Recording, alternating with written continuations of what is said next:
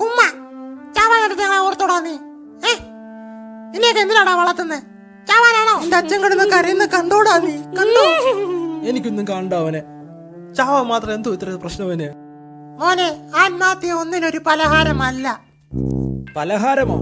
എന്തേടി? ആത്മഹത്യ ഒന്നിനും ഒരു പരിഹാരമല്ലെന്ന് ഞാൻ പറഞ്ഞതാ. ആദ്യം പൊടിച്ചങ്ങ് തൂങ്ങിക്കോണം കിഴങ്ങൻ. എന്തിനിത് ചെയ്തു?